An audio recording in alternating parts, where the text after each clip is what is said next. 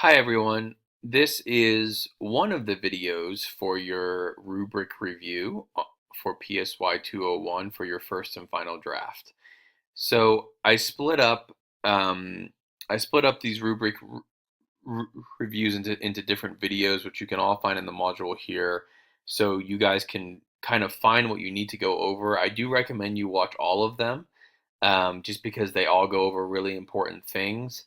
The other reason why I split them up, truthfully, is because the program that I'm using here, Screencast-O-Matic, which is a fantastic program, but it only allows me 15 minutes of recording time. So that's one of the other reasons. But you can also, instead of having to find what you want to go over, you can also go by the titles of the videos. So that's a positive thing too. So for the rubric, I do recommend that you pull it up here. It is in the module as we talk throughout these videos.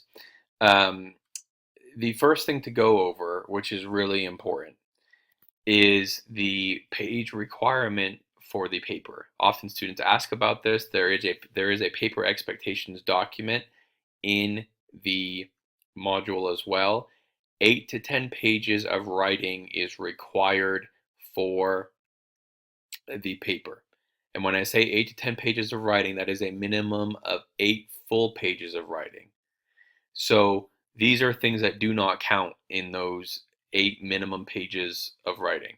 Your title page and your reference listing page or pages do not count. So oftentimes I will have students turn papers into me that are 8 or 9 pages long, but 4 of the pages are your title page and your reference listing pages.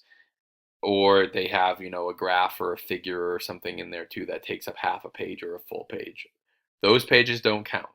We need 8 to 10 pages of writing. It's really hard to do a good job on this paper with everything else that's needed in less than that, in my opinion. Also, 7.5 pages is not 8 pages of writing. 7 3/4 pages is not 8 pages of writing. It really does make a difference, guys. I actually had a professor in college. When we turned in papers, the corner of our staple had to be exactly 1 inch down and 1 inch over in the upper left-hand corner. If it wasn't there, we couldn't get higher than a C on the paper.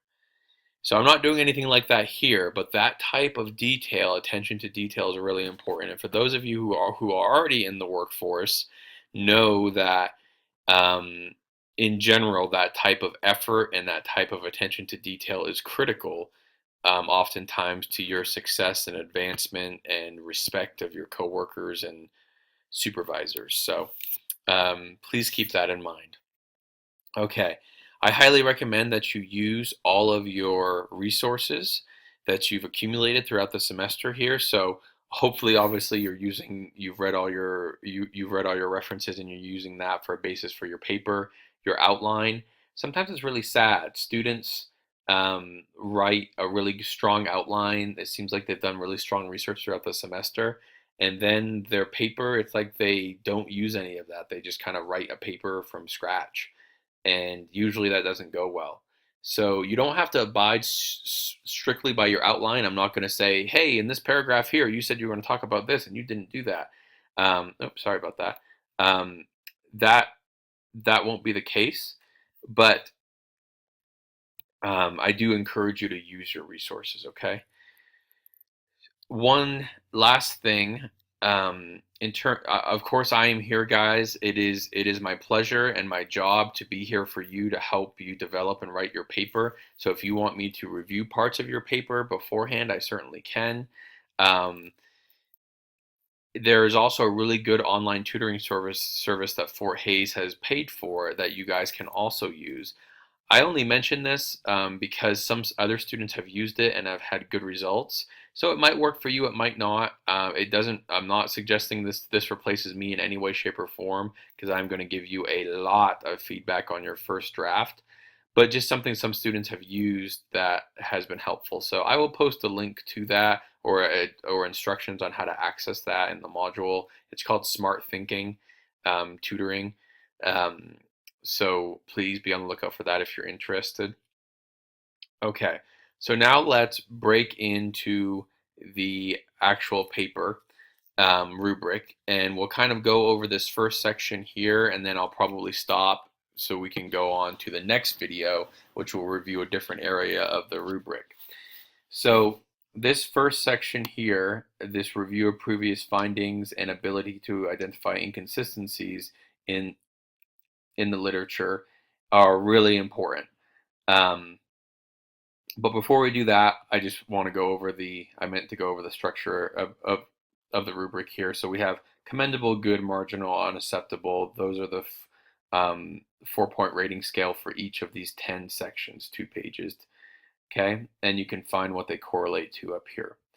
So review of previous findings and ability to identify inconsistencies in the literature. What we're looking for here in your literature review is a coherent whole.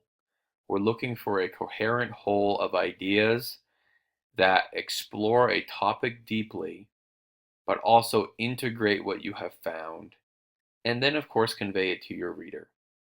So sometimes students, for instance, will march from,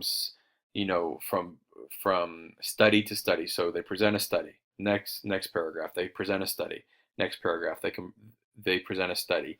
But there's no integration of ideas. It's just like you could pull out any one of those paragraphs and put it on a blank piece of paper, and it could stand alone. You want integration of ideas. So I'm going to give you an example of this here. If we go to this gentleman's paper from last semester, I want this paragraph right here. PPIs are positive psychology interventions. In studies, participants of PPIs have shown immediate improvement in subjective well-being. These results have been shown to extend to a variety of people, such as at-risk adolescents and the long-term unemployed. Besides improving subjective well-being, PPIs may help prevent future mental health problems by building resilience. In one study, adolescent girls identified as at risk participated in a 6-week PPI program. After the program, the participants reported many positive outcomes and a better outlook on life. Okay, obviously a very well-formed idea and thought there overall, but what you see here are 1, 2, 3, because these two are the same sources that he uses.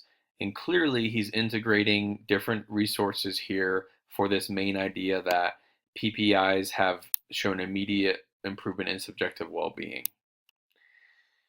So not every one of your paragraphs have to integrate like this. So some people like to review a couple of studies and then kind of compare and contrast them.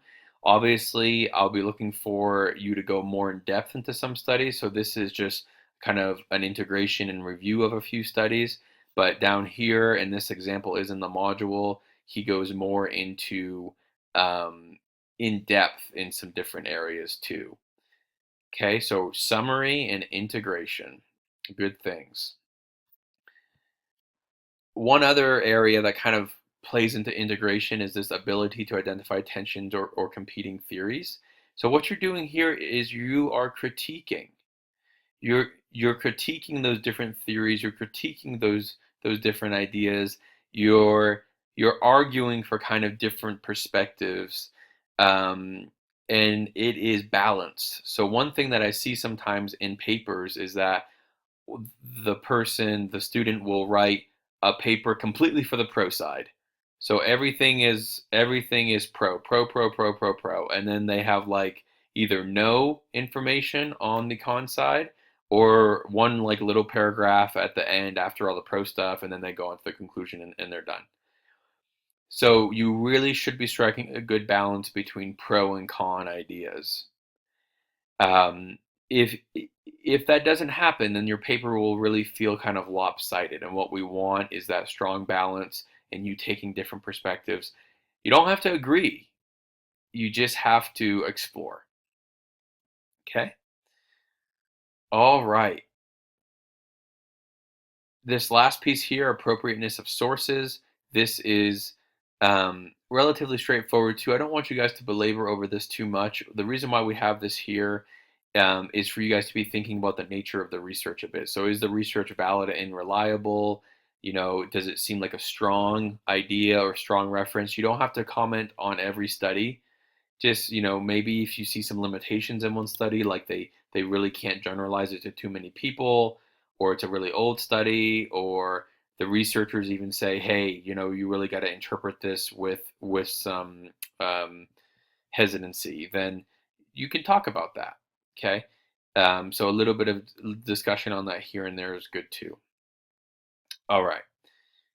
Um, the one other thing that I want to go over here in our last 3 or 4 minutes is personal opinion versus objectivity, and quotations, hopefully, too, if we can get to that. But if not, I'll touch on that in the next video. So, personal opinion versus objectivity. This can be an issue, and there's quite a spectrum of there's quite a spectrum in terms of personal opinion versus objectivity. So, in a literature review in APA writing, we are looking to be objective.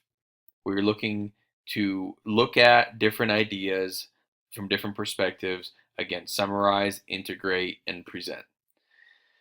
So, this is not a place for your own personal ideas, sometimes vendettas, your own emotions, and things like that. I realize that some of you are probably very warm, bubbly people and really in tune with your emotions and thoughts on things. That's great.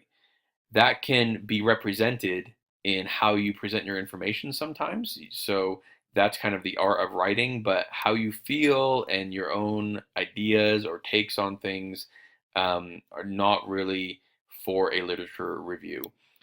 Anything, um, anything that you say needs to be supported by research. And I think I'll save this for the next video so we have some good things to talk about there.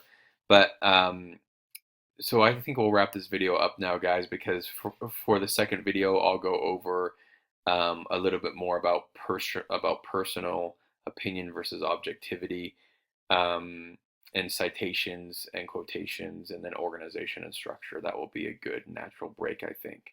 So I hope this video was helpful. Email me any questions you have. Please watch the second one, and we will go from there. Thanks, everyone.